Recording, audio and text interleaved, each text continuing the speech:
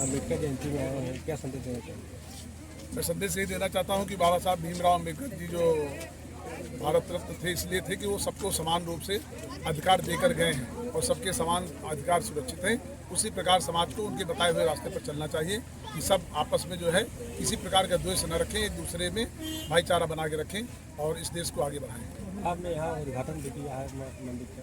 हाँ, डॉक्टर भीमराव अम्बेडकर साहब की जो है मूर्ति का अनावरण भी किया है।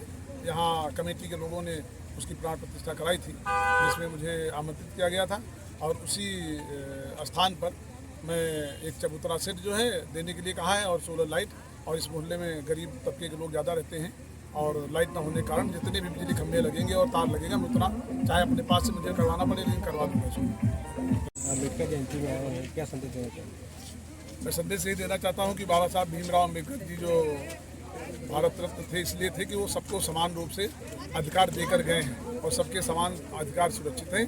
उसी प्रकार समाज को उनके बताए हुए रास्ते पर चलना चाहिए कि सब आपस में जो है किसी प्रकार का द्वेष न रखें, एक दूसरे में भाईचारा बना के रखें और इस देश को आगे बढ़ाएं। आपने यहाँ उद्घाटन भी किया है मंदिर का? हाँ, डॉक्टर भीमराव अम्बेडकर साहब की जो है मूर्ति का अनावरण भी किया है। यहाँ कमेटी के लोगों ने उसकी प्राण प्रतिष्ठा कराई थी जिसमें मुझे आमंत्रित किया गया था और उसी स्थान पर मैं एक चबूतरा सेट जो है देने के लिए कहा है और सोलर लाइट। और इस मोहल्ले में गरीब तबके के लोग ज़्यादा रहते हैं और लाइट ना होने के कारण जितने भी बिजली खंभे लगेंगे और तार लगेगा मैं उतना चाहे अपने पास से मुझे करवाना पड़े लेकिन करवा दूँगा इसको। तिवारी को मैं धन्यवाद देता हूँ।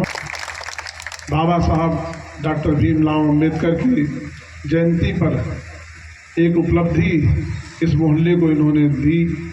मैं सभी लोगों को यहाँ उपस्थित सभी कमेटी के और गांव के जितने भी लोग बैठे हैं सबको धन्यवाद देता हूँ।